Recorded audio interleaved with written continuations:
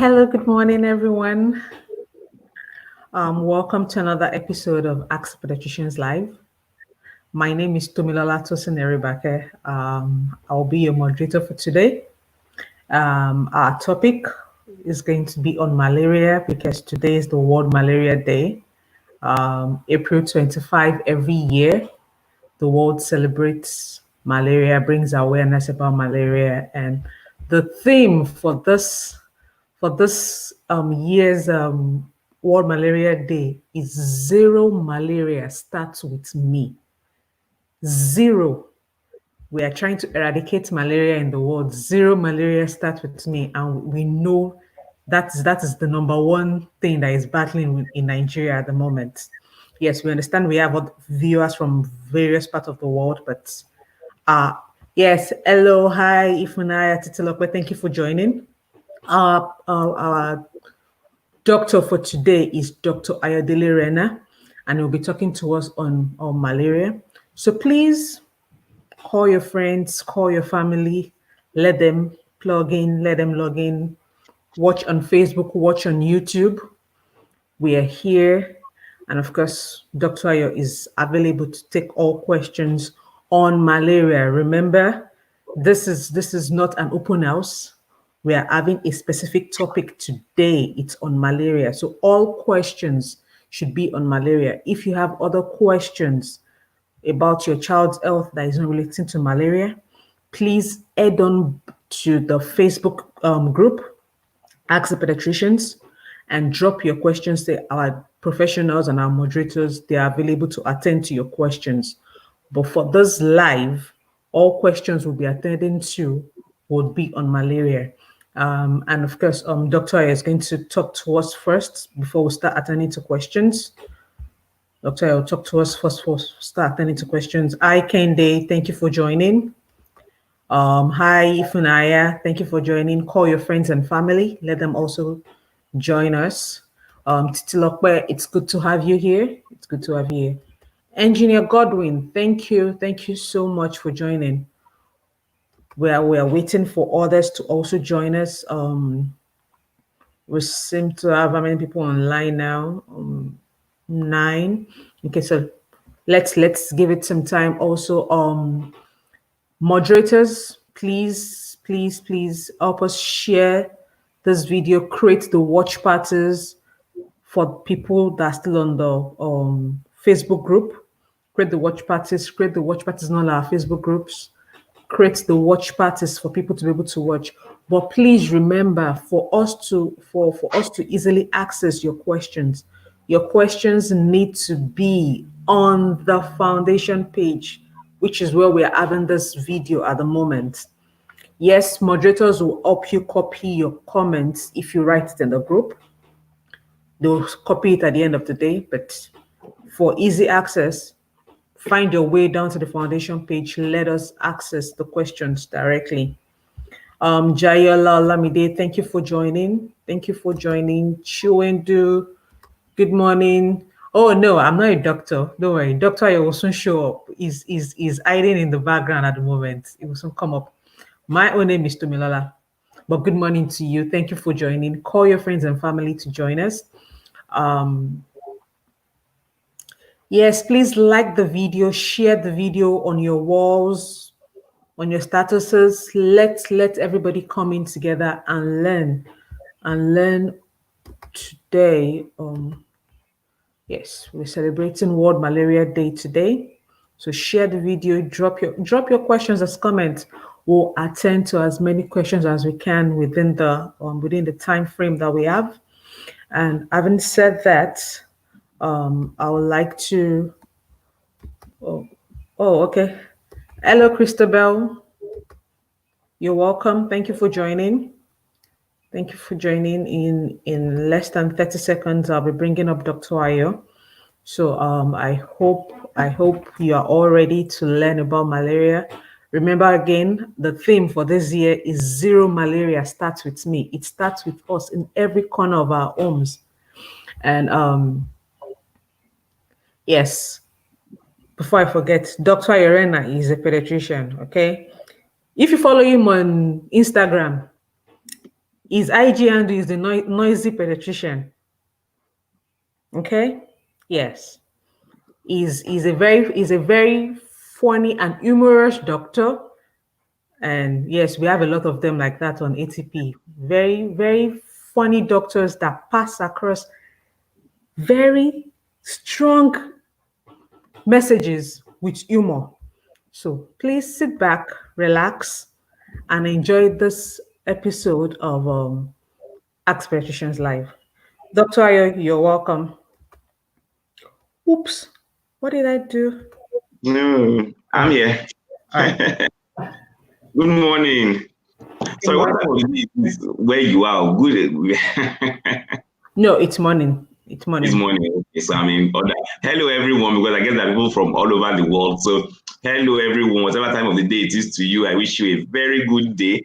And it's great to be here live with Ask the Pediatricians on this wonderful World Malaria Day. Yes, sir. So can you just give us an intro on malaria and the world theme in general?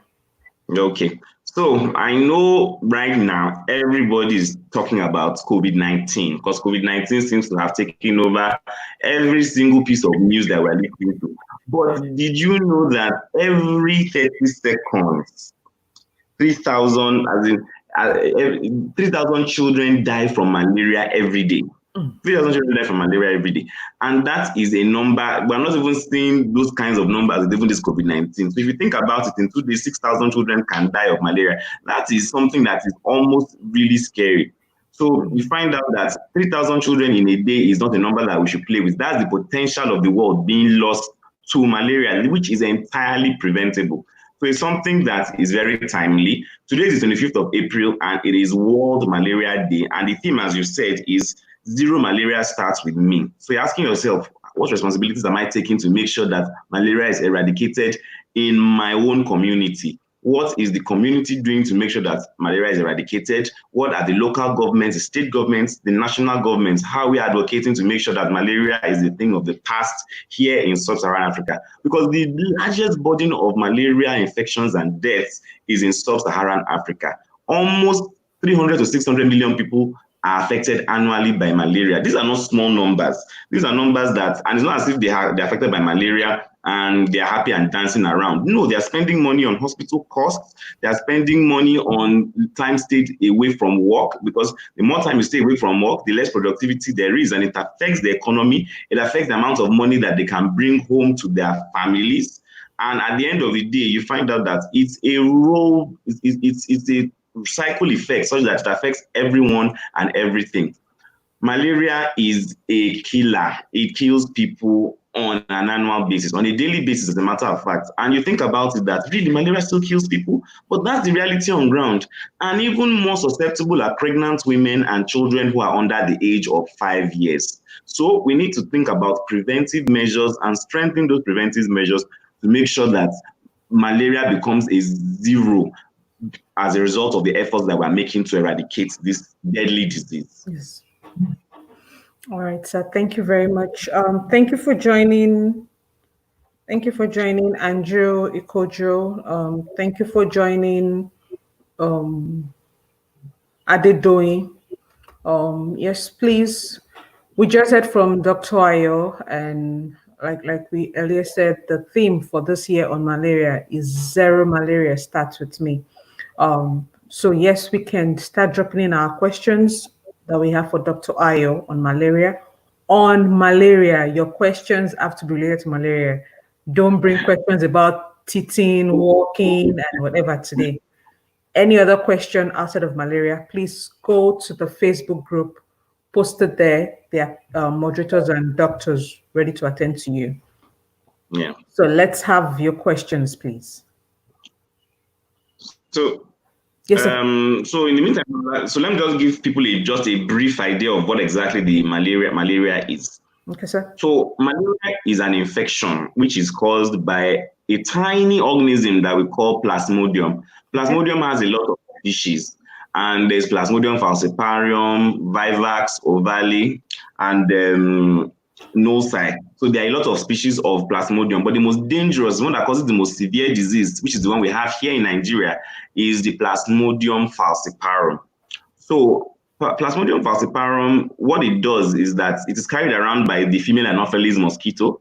And when the mosquito bites us, while she is taking up blood to incubate her eggs, the Plasmodium species, the Plasmodium organism is injected into our bloodstream, and then it starts to divide, it starts to reproduce, and it reproduces both in the liver and in the red blood cells. And when this happens, the chemical processes that the organism undergoes releases some waste products. And when those waste products get into our bloodstream, it creates a sort of reaction in our system that causes the temperature, that causes that chills and rigors that we always experience, the body aches and pains, and those things that we experience, the vomiting, when our system is infected with malaria. What then happens is that when the organism has finished dividing, the Anopheles mosquito, when she comes back to bite us again, she takes up the new freshly produced forms of the mosquito, of the Plasmodium, and then they reproduce in her system again, and she carries it around to go and bite somebody else. So that is how the life cycle of the malaria parasite goes, and that's how it causes symptoms in us. But pregnant women and children under the age of 5 years are particularly susceptible. They are particularly prone to developing malaria and dangerous forms of malaria because their immune system is a bit lower than that of people who are older. They've not had, children who are younger have not had time to build up their immunity. Pregnant women have a lower immune system than other people because it's just the way pregnancy is. It lowers immunity. So these people are at particular risk. Other people who are at risk are people with sickle cell anemia, and we have a lot of children and a lot of people in this part of the world with sickle cell anemia. People who have HIV and AIDS, they're also more prone to developing severe forms of malaria. And so these are the reasons why, for them, we pay particular attention to them. Some of them even get what we call prophylaxis, like the pregnant women, they get medications during pregnancy to prevent malaria from taking place. I think we'll talk about prevention as time goes by, but that's just a summary of what the malaria parasite life cycle looks like. Okay, thank you, thank you very much, Doctor. Good morning, Dr. Bemisola. Thank you for joining us, ma. Good morning, Rabiat Musa. Thank you for joining. Our topic for today, if you're just joining us, our topic for today is malaria, and today is the World Malaria Day, and the theme for this year's World Malaria Day is Zero Malaria Starts With Me. We are working towards eradicating malaria, and zero malaria starts with me. What can I do? How do I? What is my own what's the word now? What can I do in my own section of the world to fight this malaria together with the world? Thank you, ma'am. Yes, please drop your questions as you come online. Share the video. Also, call your friends and family. And Dr. Ayo will continue with we'll continue talking to us on malaria. Doctor, can we please just talk about the prevention while we wait for questions to start dropping? So the prevention of malaria, the weird thing about the prevention of malaria is that there are practical steps. The steps to prevent malaria are so practical and so easy and so cost effective that you still wonder it's in the common balance, it busts your brain to imagine that people are still dying from malaria at this point in time. However, these are some of the steps. Number one, you need to try to eliminate the vector. A vector is an organism, a vector is an animal that carries disease from one person to another. And the vector for malaria is, as you guessed it, it's the Anopheles mosquito. So how do we try to eradicate this vector from the environment? There are various steps that we can take. So it is, thank you very much, Ma, for having me.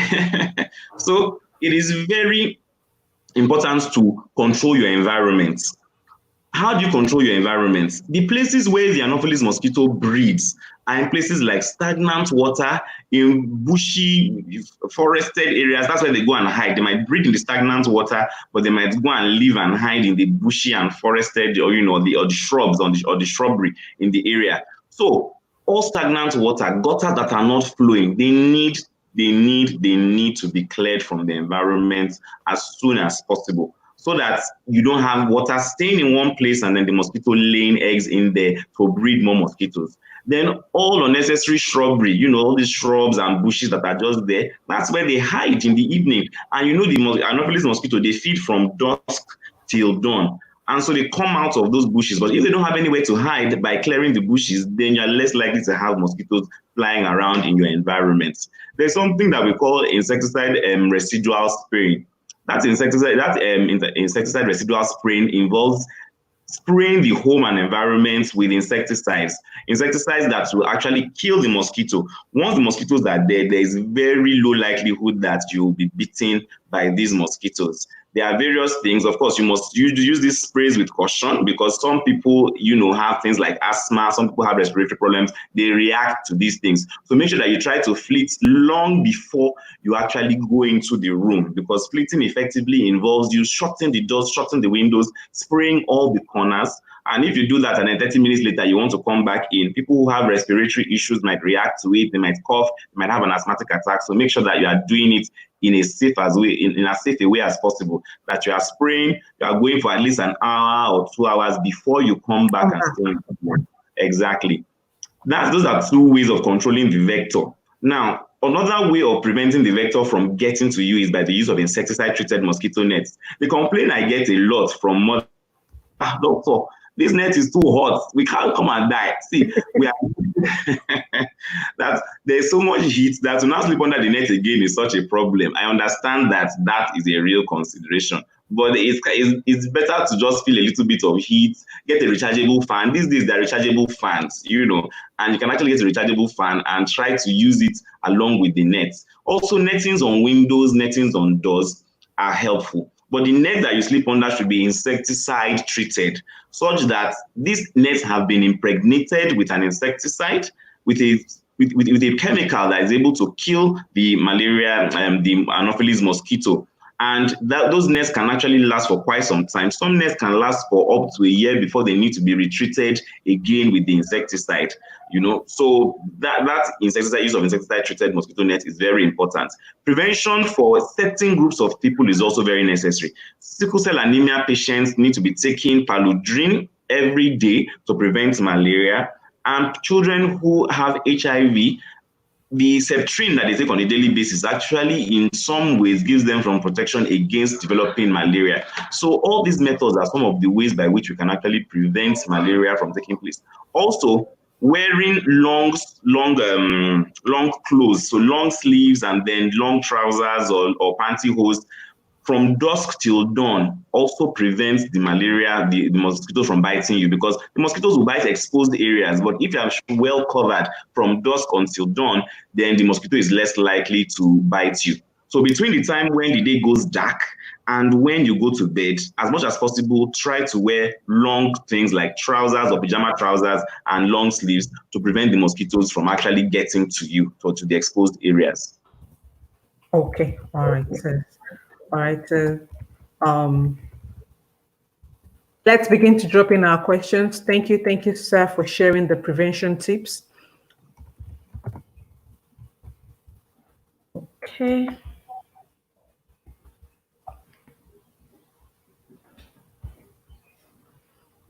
Okay, I think we have a question. Okay, now.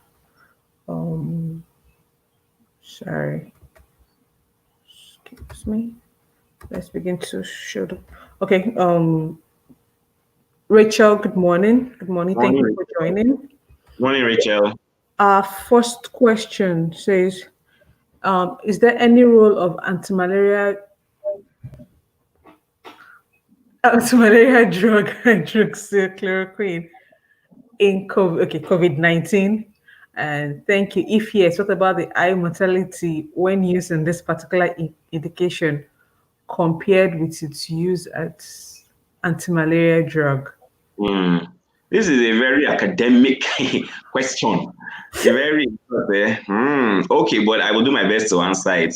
So, even though this is not directly related to malaria, but yes, it has come up, a lot to say that hydroxychloroquine has been has been used to treat certain patients with COVID-19. But the fact of the matter is that not enough research has been done to actually confidently recommend hydroxychloroquine for the treatment of COVID-19, because a lot of studies have actually shown that there were some people that they give hydroxychloroquine that did not do well. As a matter of fact, there was a trial that was going on with hydroxychloroquine that they had to stop. So they were testing it on patients, but they found out that the patients were dying so much that they just had to stop it, to say, you know what, we are not continuing with this because the outcomes are really not good.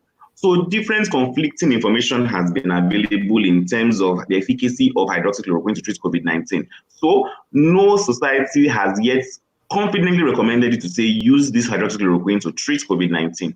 Now, when it comes to treatment of malaria, even though it is not hydroxychloroquine itself that is used to treat malaria, it is chloroquine, but they are related compounds.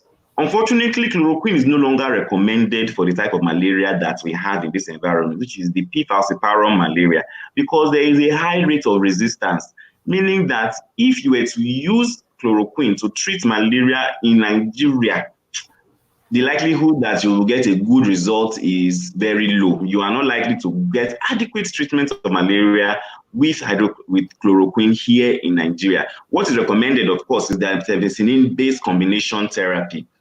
Chloroquine is still used in other places to treat things like, P. vivax, P. ovale, those other things. But for Nigeria, an environment where P. falciparum is the predominant cause of malaria, chloroquine is not recommended because of the high rate of resistance against chloroquine. Okay.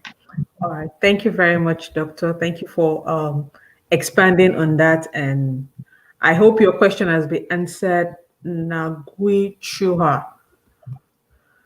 Okay, others, please drop your questions on malaria. Malaria. We're treating malaria today, please. Dr. Gwemi. He's smiling. Nobody knows our people. The other questions must still come. Good morning. Oh, okay. We have a question from Olamide. What do you do when your toddler, 2 years, has built resistance against anti-malaria drugs? Also, malaria tests in Nigeria will always come back positive. Even a doctor once said in Nigeria, the test must always come back with 1+. That's a very good question, Olamide. Well, now, so your 2-year-old toddler has built resistance. So it's not the toddler, so it's not the patient, it's not the person, it's not your son that has built resistance. If anything has built resistance against anti-malaria, it is the malaria parasite. It is the Plasmodium falciparum. So a lot of things have come into play here. So how are we sure that the test is very accurate? Because testing for malaria parasites involves some kind of skill, especially if they are looking at the parasite under a microscope. It involves that the person who is looking under this microscope knows what they are doing and can confidently identify the malaria parasite, because there are a lot of things that might look like a malaria parasite under the microscope, but they are not. Okay? So there's what we call the rapid diagnostic test. Now, those ones are very accurate. They are very sensitive. They are very specific, so that if you have malaria parasite teeny-weeny like this, it will catch it. Or if you have, if you have malaria parasite exactly, to be able to catch it, detect it quite easily. So the rapid diagnostic tests are very useful, and WHO recommends the rapid diagnostic tests in settings where microscopy, looking under, because the microscopy takes a lot of time, because there's a way you collect the blood, you stain it with special chemical, you do a remix of the album, and those things can take time, So rapid diagnostic test just requires a drop of blood and then they do it. So if you keep going back to the hospital, Olamide, and maybe your child is having temperature, there might be other causes for this temperature that the child might be having. Other causes like upper respiratory tract infection, urinary tract infection, otitis media or an ear infection.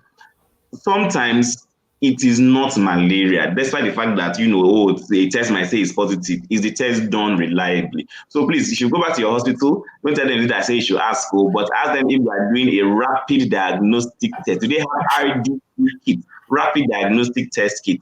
And if they don't, they should just think about investing in that, because it gives very accurate results in the quickest time possible. Okay. All right. Thank you very much, Doctor. Olamide, hope you've heard from the doctor. Be sure your hospital is using the rapid test kit for the malaria test, and be sure it's not just every time your child is testing positive to malaria, even after taking all the treatments prescribed by the doctors. All right. Okay. Lagoy is saying thank you. Okay. I guess your question is adequately answered. Thank you. Keep Thank you. um any more questions, moderators? Are there questions on the watch party? If there are questions on the watch party, please copy and paste here as usual. Please, we can't see the watch party, so please copy the comments. Olamide says she's a huge fan. Thank you. Thank you so much, Olamide. Thank you. Okay, okay, we have a new question from Obi. Obi is asking, what are the instances where the RDT can show a false or negative test? Okay, so another very academic question here. Thank you very much, Obi. So a false negative just means that the person actually has malaria, but you do the test and the test says this person does not have malaria. So that's a false negative. It is false because it is not true, and it's negative because it is telling you that the result is negative, whereas the person actually has malaria parasite.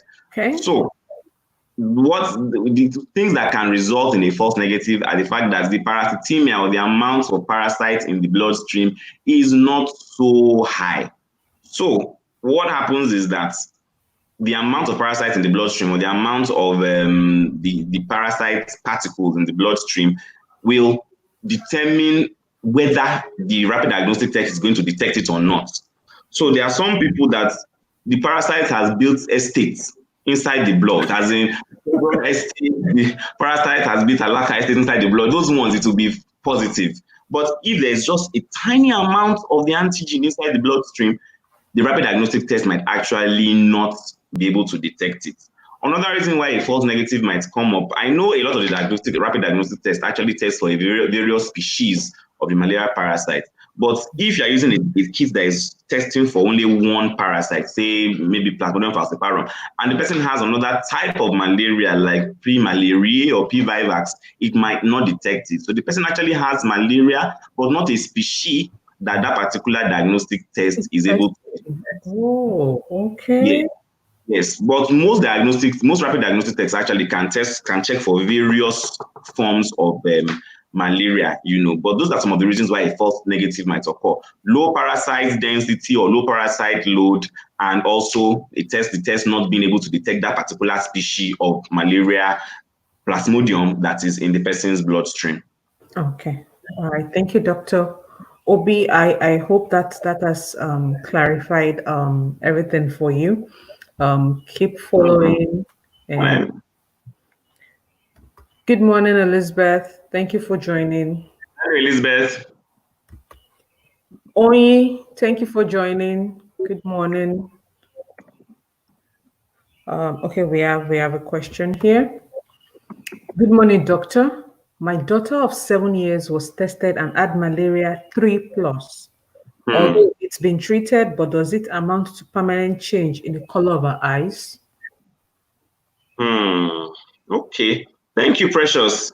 So 3 pluses of malaria parasites. Even though that classification of 3+. Anyway, I guess we need to find a way of classifying it anyway. So that seems like a very high density of malaria parasites from all indications. Now, this permanent change in the color of the eyes, it will be interesting to know what color the eyes changed to. Did it become yellow? Did it become grayish? Did it become brownish? That's important to know. Some people, as a result of the use of certain malaria drugs, they can develop jaundice because some malaria drugs can affect the liver, but it shouldn't cause a permanent change. Sometimes, even if you make use of, sometimes the malaria parasite itself can actually cause jaundice, in that if the child is severely ill and it breaks down the red blood cells quickly enough, the red blood cells will release a pigment or a chemical we call bilirubin, and that bilirubin will color the eyes yellow, like the eyes of people who have sickle cell anemia. But once your body recovers, the color of the eyes should actually go back to normal. They shouldn't remain yellow anymore. So please, precious, if your child's eyes still remain yellow and still a strange color after you have finished your treatment, kindly take back to the hospital so that they can evaluate for other causes of yellowness of the eyes or change in color of the eyes, like hepatitis, like just a bunch of other causes. It could be nothing. It could just be the fact that, sometimes some people with allergies, their eyes, the color of the eyes changes to brown. But please go to the hospital to get a reevaluation to find out why the color of your child's eyes have changed. Okay. All right. Thank you so much for that. Precious, you've heard from the doctor. You need to go back to the hospital and let them evaluate your daughter's eyes adequately. Okay, we have a question from the watch party. Avoke is asking, can a 2-month-old have malaria? Oh, yes. As a matter of fact, a 2-month-old can have malaria. A newborn baby of 1 day old can actually have malaria. And here's why. Malaria parasites can have what we call vertical transmission. It means that it comes from up, down. It comes from the mother to the newborn baby. And we call that congenital malaria. And it is any malaria that we see within the first week of life. And so some mothers have malaria. The malaria parasite goes to hide in the placenta and is able to transmit itself and get into the baby's system. And the baby will present with things like poor feeding, temperature, irritability, just generally looks like some kind of infection. Now, a 2-month-old's immune system, even though the mother actually has some immunity, because the mother can transfer some immunity from herself to the 2-month-old, it is still possible for the 2-month-old to develop malaria and to develop severe forms of malaria, which is why you still have to pay attention to keeping the child under insecticide-treated mosquito nets. Make sure that you are keeping the mosquitoes away from the child as much as possible, because not only can a 2-month-old have malaria, a 2-month-old can have the most severe forms of malaria. So it is very, very possible. Another reason why a 2-month-old might have malaria is the fact that if a mother has lived abroad, say in the US, say in the UK, in the Canada for a long time, there's no mosquito in Canada, there's no mosquito in the US. So their immunity for that African mother will go so low that their body forgets how to fight off malaria. So if for some reason she comes back to Nigeria towards the, she gives birth and she comes back to Nigeria for Mugo, for the mother-in-law to come and take care of the baby in the house. She comes back and the baby, reaches 2 months and is exposed to mosquitoes, the baby can catch malaria because the mother did not give the baby any kind of immunity because she has been away from a region that mosquitoes have been training her system to develop immunity. And now she has come back to a region where mosquitoes are available. She has not given her baby any kind of immunity, and the baby has been exposed to malaria parasite. Wow. The baby can definitely get malaria. Wow. Okay, thank you for that. I think a lot of us have learned from that. Okay. Okay. Good morning, patients. Good morning. Thank you for joining. Okay, we have another question from the watch party. Florence is asking, my baby is always having fever every month. Please, what do I do? He's 8 months old. Okay, that's not a directly malaria question, but I have my doubts as to whether it is malaria that is causing that. A lot of questions that I will ask is that, is your child sucking their finger? Has it started crawling because it's straight from the floor to the mouth? Are you using feeding bottle? How are you sterilizing the feeding bottle? Is your baby in creche? What are you doing in creche? If the baby is in creche and entitled to fever every month, does he have older siblings? If there are older siblings that are going to school, so many things. It's not exactly malaria, but please take to the hospital and have the baby evaluated. All right. Thank you, doctor. Okay, Precious is saying thank you. So thank you, Precious, get that child to the hospital. Thank you. We have another question here. Onose is asking, please, during holidays, my kids are always fine. No cough, diarrhea, or fever. But once school resumes, like during second week, they start feeling sick and having malaria. Please, what can I do to stop it? I was told by someone to treat malaria before resumption, but I was taught here not to do so. Okay. Hello, Onose. this is a very common occurrence. So right now, everybody is in a lockdown in one form or the other in various parts of the world, including us here in Nigeria. And a lot of parents have told me that, doctor, all that catarrh and cough that my baby used to experience when we were still going to school, he's not there again. No, like, of course, because they are maintaining social distance from all those people that used to give them the cough and the catarrh. Of course, they can't have it. So this temperature, this fever, this falling sick, frequently when they resume, it's not really malaria because malaria is not contagious. You cannot stand beside somebody and get malaria. So your babies or children, they are having respiratory tract infections such that they are in such close proximity with other children who are having these respiratory tract infections that they are infecting themselves. So yes, because they are hugging themselves, they are, interacting very close with themselves. Sometimes they share spoon, sometimes they lick lollipop and they say, take your lick, and the other person licks the lollipop. And that is the way these germs keep on transferring from one child to another.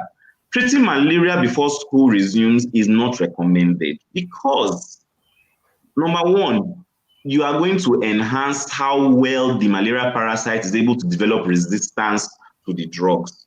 Because if the malaria parasite is in the child system and you give the anti-malaria without having first shown any symptoms, then the malaria parasite just realizes that, okay, this is this drug, I know this drug, and gradually resistance is going to develop. So what is recommended by WHO is that symptoms should be shown and the test must confirm the presence of malaria before you treat. So your children aren't necessarily coming down with malaria when they resume. No, they are coming down with other kinds of infections, but because they have temperature, it just looks like it is malaria. So please don't treat for malaria if your child is not having any symptoms of anything before resumption, just because the side effects of the malaria drugs too can be actually quite dangerous. So let's not give drugs because drugs are poisons. Let's not give drugs to children who don't need it. Okay. All right. Thank you, Dr. Onasa. You've heard from the doctor. Please don't treat malaria before you tested that there's actually malaria there. Exactly. All right. Okay. We're waiting for more questions. Any questions from the watch party? Moderators, please copy away. Okay, sir. Yes, sir. Please go ahead. We talk about travel. So for people who have spent anything more than 5 years away from Nigeria and they are coming back, some people say 10 years, but anything between 5 and 10 years, once you've been more than 5 years away from this Nigeria and you haven't set foot into Nigeria, into a malaria zone, please consult your physician to take malaria prophylaxis, meaning that you're taking drugs that will prevent you from catching malaria when you come here into Nigeria. Some people take it every day for the entire period that they are here. Some people take the drugs before they arrive, and some people continue to take it for some time after they have left Nigeria. But once you have been abroad for more than a certain number of years, 5 to 10 years, please make sure that you're taking malaria prophylaxis before you come into the country, because people whose immunity has waned as a result of not being in Nigeria for a long time, they too get the most severe forms of malaria. And these severe forms of malaria can include cerebral malaria. That's malaria that goes to the brain, that causes convulsions, loss of consciousness, can be very dangerous. It will destroy the red blood cells and the person will have a low blood level so that they might need a blood transfusion. It can cause kidney damage. It can cause the platelets in the blood to go low. That's the cells that help the blood to clot. Those ones can become very low. It can cause bleeding into the adrenal glands. So many terrible complications. So for people who are traveling from a region that does not have malaria after they spent 5 to 10 years there, please make sure that you take anti-malaria prophylaxis when you are coming back. All right. Thank you very much, Doctor. Friends, families that are living abroad, if they are not watching, please let them hear this message also. If they've lived outside of Nigeria for at least 5 years, when they are coming, they should get the malaria prophylaxis. Okay, Anosa is saying, thank you, Doctor. Thank you so much. God bless you. Thank you so much, Anosa. Okay, Florence is having a follow-up. The 8-month-old that is always having fever. It's not okay. Let's Dr. Ayo answer. He's not sucking his fingers. He has no siblings, and he has not started crutch yet. Okay, I also asked about feeding bottle, so is that there as well? But but so hospitals, so I think a hospital visit is required, for them to find out why. Okay. Florence, you heard from the doctor. Visit the hospital. Let them do a proper evaluation of why your son keeps having fever every Yes, month. And please remember, don't just use your hand to check for the temperature. Use a proper thermometer. Get a digital thermometer to check for the temperature to be yes. sure. Okay. One point, Tomilola. Thank you, sir. Okay, we have another question from the watch party. Patricia is asking, please, is it advisable to give malaria drugs to children above a year every 2 months? Clearly. Also, please, after treating a child having malaria, excuse me, is it advisable to give blood tonic or multivitamin thereafter? Okay.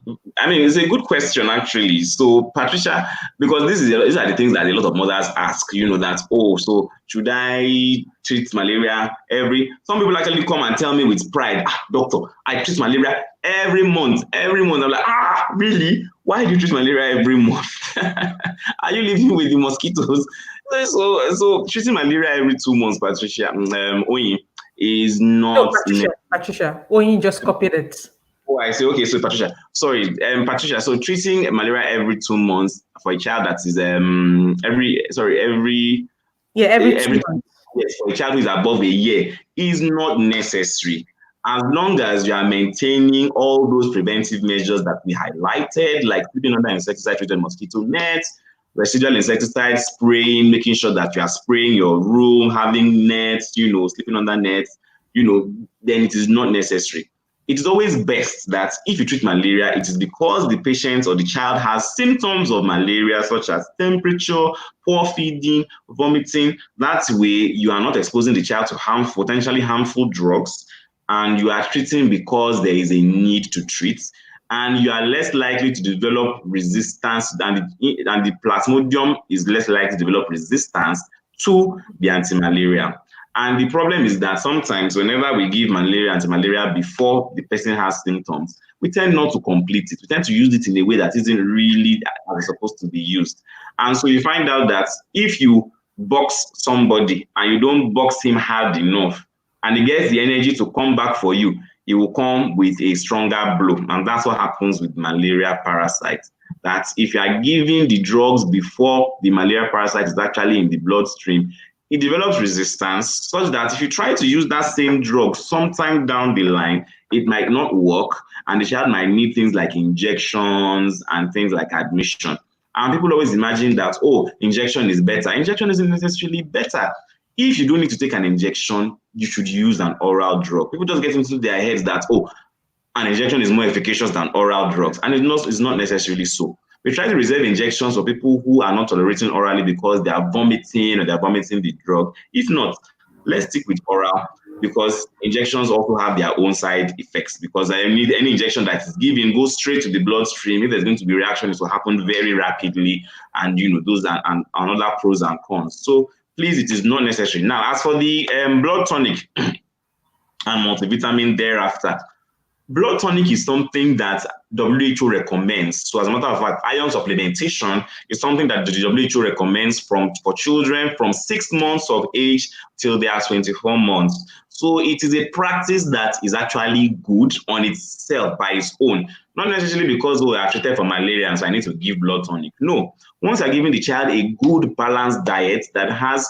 proteins, leafy green vegetables, fruits, then a multivitamin is not needed. However, I would say that when you are treating for malaria, don't take any vitamin C, because vitamin C inhibits how well the anti-malaria works to kill the parasites. Okay. No vitamin C when treating malaria, and blood tonic for children from 6 months to 24 months. Patricia, I hope doctor has been able to answer your question. Please don't do regular treating of malaria without symptoms and tests. Okay, Patience is asking, Each time one of my children has malaria, before I finish treatment, the other kids will be sick too. Please, Hmm. is it advisable to treat three of them same time, even without symptoms? Okay. And then three of them at the same time, even without symptoms. Now, generally, when one child falls sick, I would like to know first of all that that child that falls sick and then you start to treat malaria. Is this a malaria that has been proven by a test in the hospital, or the child just has fever like this and you just say, "This child, the way you're looking, the way your eye is looking, this boy, you have malaria." So patients, sometimes I think we just treat presumptively. So I agree that some mothers just know that when they see certain types of symptoms, they feel that it's malaria. And some of the time you might actually be right, and then the idea of, oh, let's start going to the hospital. I know that this thing is malaria in this child. But WHO recommends that you should actually prove that it really is malaria before you give the anti-malaria. However, let me just say that children live in such close proximity with one another and they interact so closely with one another. So if one of your children falls sick, and it's something that is contagious, like a sore throat, like a cough, like a catarrh, they are likely to give it to themselves because, as I said, they are always sharing spoon with one another. They are always generally in such close contact with one another that they are likely to give it to one another. So what I'd say is that please, if your other children are not showing any symptoms, please do not treat. Wait until the symptoms start before you actually treat.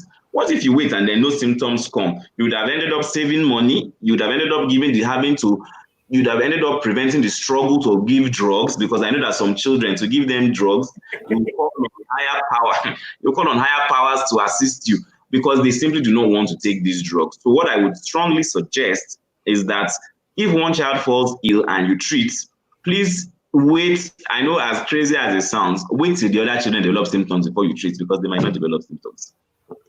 All right. Thank you very much, Doctor. Okay. Patricia is saying thank you. She's posting Thank you, herself, Patricia. but now she's asking. I would appreciate if you can recommend a blood tonic for my daughter of 1 year, 1 month. I'm not sure that is allowed on the ATP, mentioning brands, So, unfortunately, so Patricia, I'll have to ask you to go to your hospital and then tell them to recommend whatever blood tonic is available for you there. All right. Thank you, Patricia. You've heard. We do not recommend on ATP. We do not prescribe. We do not recommend. Yes. Yeah. So the blood tonic is good from 6 months to 24 months. Get your own doctors to do the prescription for you. Thank you for watching. Okay, from Mimi, I don't think this is a question. I think it's just a comment. From my experience, doctor, some mothers who treat malaria do so simply Mm. to avoid the cost associated with laboratory tests. Yes, I totally agree with you, Mimi. Very, very, very correct. Because the cost of going to the hospital, there is a long line, there is a long queue. People, you don't really want to stay on that long line simply to just tell you that, Madam, I'm going to take anti-malaria. And the cost of the testing. I totally understand this. So you have highlighted a point that is very, very, very key. Well, it's hard to get around. I just wish that hospital systems just paid attention to children. I have a bias for children a little bit more, such that the waiting time and even the cost of doing these things for children is significantly subsidized. And the child just comes to the hospital, sees whoever they need to see very quickly, and they leave. So it's not just the cost, it's actually the trip to the hospital, the waiting time, the wahala generally of a hospital visit. So I understand, but please, please, please try. Just try. I'm begging. Just try to go to the hospital. All said and done. But I totally understand your point. Thank you very much for making it. Okay, thank you. Thank you, Mimi, for sharing that.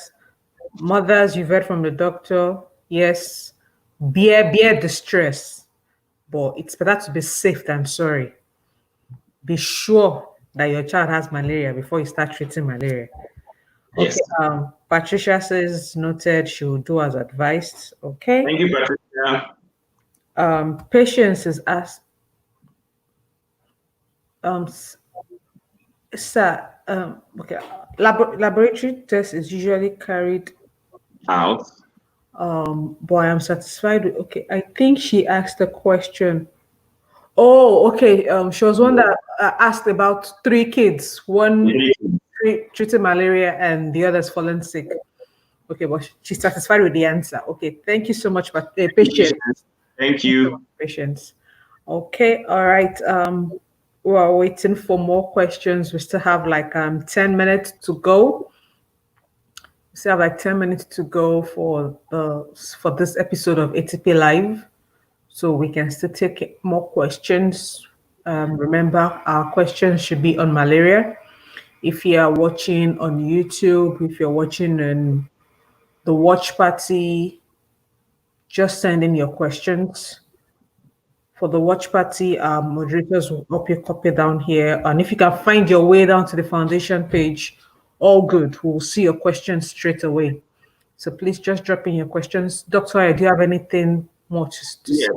Yes, just to add that in terms of treatment, there are some children, most children will have uncomplicated malaria that we will treat on outpatient basis. So those ones that come with things like temperature, things like that's fever. Yeah, the temperature is something that we just say. So things like fever, poor eating, vomiting, we might say, you know what, just take these oral drugs and go home.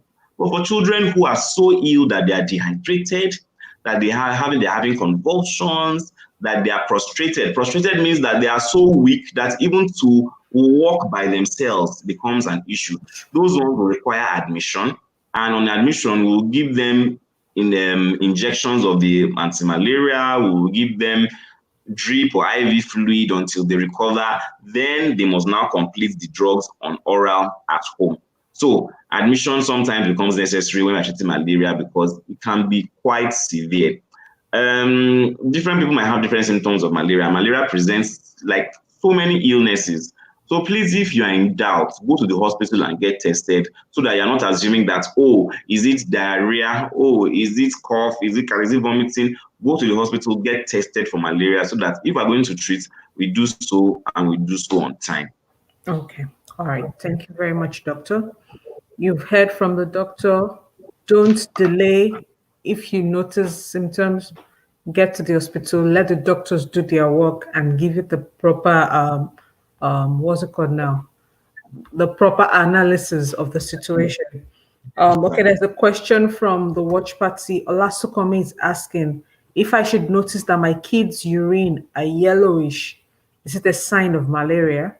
Well, so that's a very good question too, because I get people saying that a lot. That doctor, if you see the wee wee, it's very, very dark, very, very yellow. I'm like, okay, it's not a sign of malaria. It's not a sign of malaria. A lot of people ask that question that, oh, if my urine has turned very dark and yellow, does my child have malaria? No, it's not a sign of malaria. It might be dehydration, because if your child is not drinking enough water, then the urine might become yellowish in color. But yellowish urine alone in itself as a symptom of malaria, they did not teach me that one in medical school, though I've never heard of it before. So you need to look for other symptoms, things like fever, things like weakness, things like poor feeding, vomiting. But yellowish urine alone in itself, no, is not a symptom of malaria. Okay. All right. Thank you for clarifying that, doctor. Okay, we have a question from Stephanie. Please, doctors, can I apply mosquito repellent on my kids every night? Secondly, can the room be sprayed with an insecticide every day? Net is not working for them. Okay, very good question. I don't know who sent this. Stephanie, good question. Insect repellents are another way of preventing malaria from happening. Even though the recommendations that I have seen have said that insect repellents are not supposed to be used indefinitely because we don't know what the long-term side effects of these insect repellent creams are. What they recommended it for is that, abroad, people go for things like camping, fancy things like that. So if you're living in the comfort of your house and then one day say that we're going for 10 days camping, they can use the insecticide repellent for the 10 days. It's safe.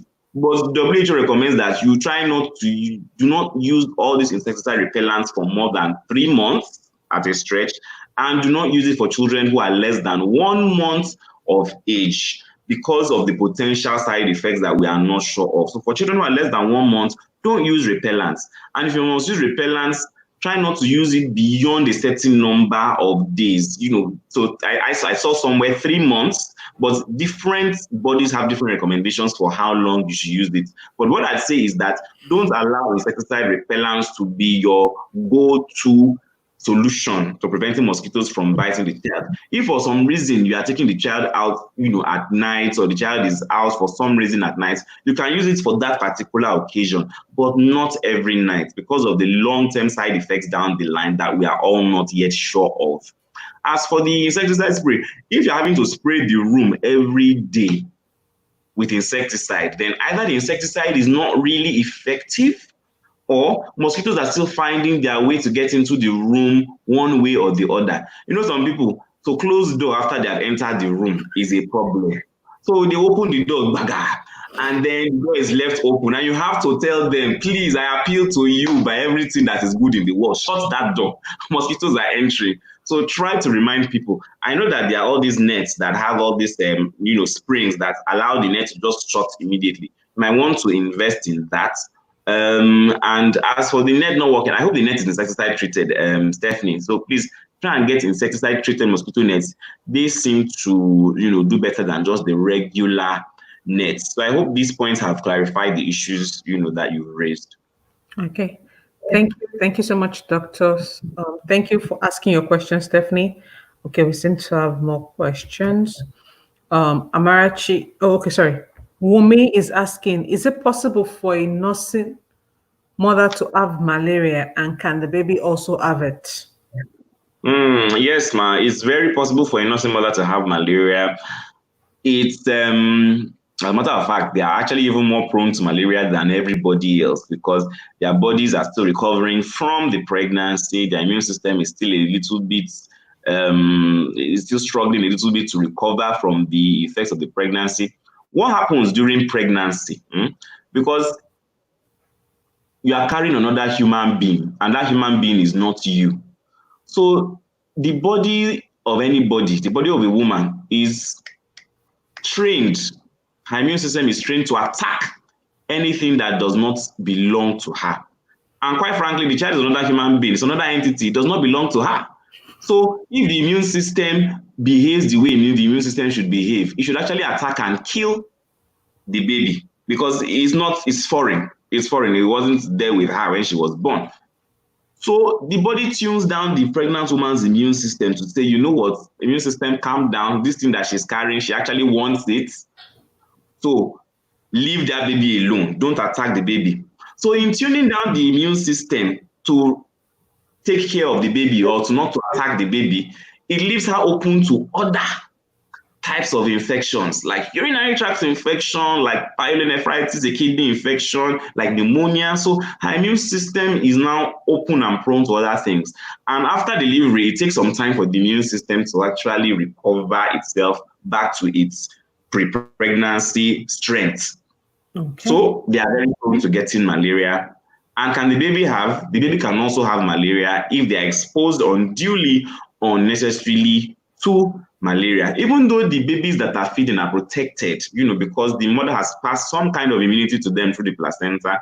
But if you were to expose them to enough heavy parasite load, they definitely would get malaria. So I hope that's answered your question, Amarachi.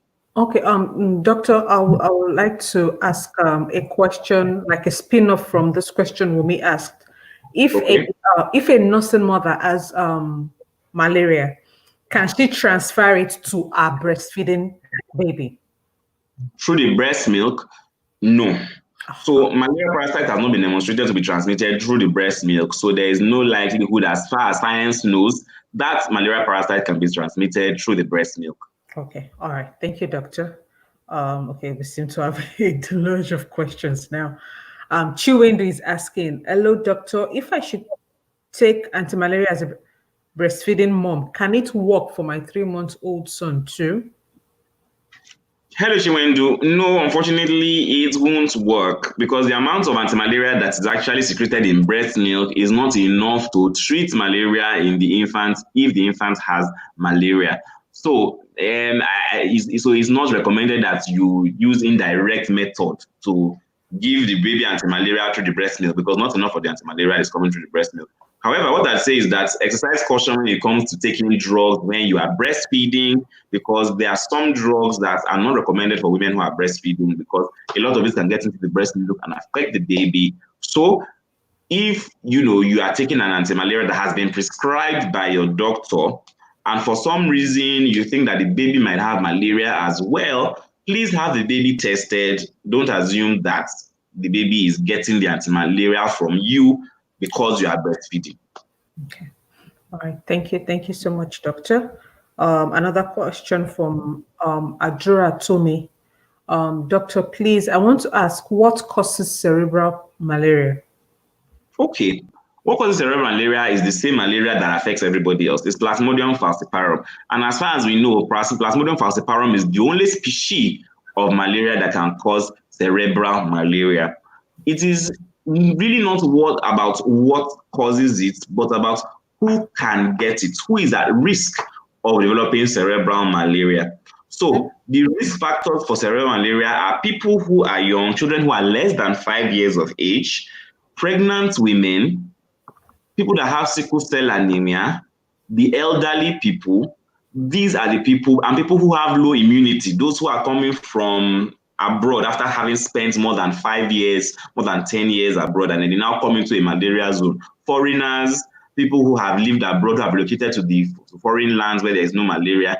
These are the people who are at risk of developing cerebral malaria. Sometimes we too, who are down here, and we have malaria immunity, but we have not gone to the hospital and we've delayed treatment, we have not done what ought to be done, the malaria parasite can actually grow and actually multiply to the extent that we can actually develop cerebral malaria. So malaria is no joke. So thank you very much, Adora Tomi, for your question, but it is not so much what causes it as who is at risk of developing it. And I hope I've been able to highlight the people that are at risk of developing cerebral malaria. Okay, thank you, doctor. Zainab is asking, does malaria infection, okay, my question is, does malaria infection prone to certain blood group? Because I noticed the moment my kids is exposed to mosquito bites, they mostly have symptoms almost immediately. Immediately. That's a very good question too. Whether certain types of blood group or genotype are more prone to malaria than others. The theory about the reason why it is only blacks that have the S gene, because white people don't have the sickle cell gene, but we blacks have the sickle cell gene because when the malaria parasite enters red blood cells that have the sickle gene, it changes the shape of that red blood cell. And the red blood cell is cleared away from the system by the spleen, meaning that people who are AS, theoretically, they are protected from having severe forms of malaria because once the malaria parasite enters into their red blood cells, that red blood cell that has the malaria parasite inside just changes shape and is cleared out of the system by the body, meaning that the malaria parasite doesn't have opportunity to multiply or grow. But that one is theory. As far as we know, there is no type of blood group that is more prone to malaria than others. Everybody is an equal opportunity infectant. Anybody can be infected at any point in time. So please, let's not assume that, okay, there are other factors, that make one person more susceptible to malaria than others, but blood group has not been demonstrated to be one of these factors. All right. Thank you. Thank you very much, Dr. Zainab. Hope your question has been answered. Okay. Dr. Bimisola is reiterating something we mentioned earlier. Blood tonic must be prescribed because I'm afraid Nigerian mothers will overdose children with iron, causing iron poisoning. Caution necessary. It's necessary. Please, please, please, any blood tonic you are giving to your children, make sure you get a proper prescription from the doctor. Um, Don't self-medicate. We've said this so many times on ATP. Don't self-medicate. Don't go to the pharmacy to just buy anything because by you heard it's anything. good. Let your doctor be the one to do the prescription and use according to prescription. Please, Yes. please, and please. Oyinbo Pepper is asking. Okay, no, sorry, Oyinbo Pepper. This is not a malaria question. How Yeah. to write? No. Please post this question on the group. Moderators and professionals will attend to it. Christy is asking, please, my daughter of 2 years doesn't take oral medication, even paracetamol. Sometimes when she falls sick, we resort to injection. What can I do? Well, this is a matter that the hospital will have to sort out with you. I don't know how she's 2 years old. You play baby shark and try to give her the medication, through the syringe in the side of the mouth. I know you've tried everything. I know these things can be very difficult, but it's what it is. No, you just sort it out with the hospital. You'll be fine, eh? Okay, all right. Thank you, doctor. Christy, just keep trying and visit the doctor. Let the nurse give you other skills to try. Children will always want to avoid taking medication. Um, Mimi is Mimi is asking, is it safe to use insecticides in preventing malaria, particularly if you have an asthmatic child around? Okay, so I had touched on that, when I was discussing earlier, and had said that it's very important that you use insecticide with caution when it comes to asthmatic children because it can actually trigger an attack in them. So the precautions that you can take are that once you spray, you really need to give the insecticide time to actually dissipate and dissolve away from the room so that the smell is not so harsh when you come back into the room. So please give at least, once you spray, allow at least an hour, preferably 2 hours before you come back into the room to stay. And this will prevent anybody from having any kind of asthmatic attack. Sometimes I know that even a tiny quantity, sometimes all it needs for somebody to get an asthmatic attack is just a small amount of insecticide. If that is the way your child's asthma is, then you need to try to invest in other things like insecticide treated mosquito nets more often. Make sure that you have those nets on the doors and on the windows, and then try to do the spraying maybe once a week. And hopefully that once a week should actually keep the mosquitoes at bay. So do it on a day when you can actually take the child out, maybe on a Saturday, where you can go out for a long time, spray maybe towards evening around 4, come back around 8, and the spray should have, dissipated to a large extent. Okay, all right. Thank you very much, doctor. OHJ is asking, can a baby be treated twice in a month for malaria? There's something that we call treatment failure, when it comes to malaria treatment. And treatment failure can result from a lot of things. You didn't take the drug completely, you didn't take the drug as it was prescribed. Sometimes the parasite itself has a resistance to the drug that you were using. These are all forms of or causes of treatment failure. So there is a possibility that you can treat a child twice in a month for malaria because the treatment failed for various reasons. However, it's good to try to identify why the treatment failed. If you're not taking the drug properly, please take the drug properly. If it is truly a resistant malaria and you took the drug the way it ought to be taken, then sometimes your doctor might decide to change it to another drug or actually even give you an injection. But when you say it was treated twice, these 2 times that the baby was treated, was it proven that it was malaria? Were tests carried out those 2 times? Are you sure that it was malaria that the child had that required the treatment twice in a month? So these are all the questions that I would like to ask. But it is very possible for an individual to be treated twice in a month for malaria due to treatment failure. Okay, all right. Thank you, doctor. And our last question for today is from Oluwapelumi. What is the place of cod liver oil in children? How often should one use it for children? This isn't really a malaria question. This is not a malaria question. Oluwapelumi, please post this question on the Facebook group. Our moderators Mm. and professionals will attend to it, okay? We are treating just malaria today. And with that, we've come to the end of this episode of Ask the Pediatricians Live. Thank you so much for joining us today, Dr. Ayodele. Oh, thank you so much, Tomilola, for having me. It's good to have you here. Thank you. And thank you to everyone that joined in. Thank you to everyone that shared the video. Thank you to everyone that asked questions and followed. Remember to follow us on Instagram, Ask the Pediatricians, on Twitter, Ask the Ped, on YouTube, Ask Pediatricians Foundation. Follow us, watch the videos, drop your comments, and please, please, please, if you have questions relating to your child health, please join our Facebook group, facebook.com/asktheped. The name is just Ask the Pediatricians. Remember, it's the PAE, not the PE. Don't make a mistake when you're spelling the pediatricians. Ask the Pediatricians. Join us or just follow that link, facebook.com/asktheped. Join the group. We answer questions Monday to Saturday. Sundays are no post days. We attend to all questions on child health. If you are an adult or you have questions for your children above 18, because pediatricians attend to just 0 to 18, you can join our sister group, ATP Family. Ask the physicians.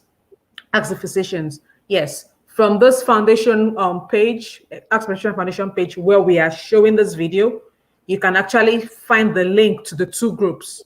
Join them, ask your questions.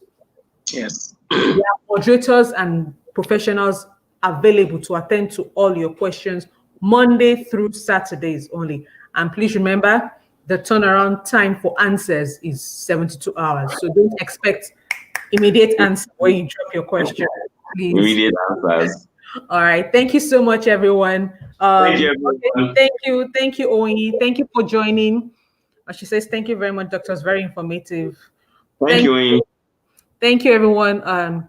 Catch you again at the next ATP Live. Bye. Bye.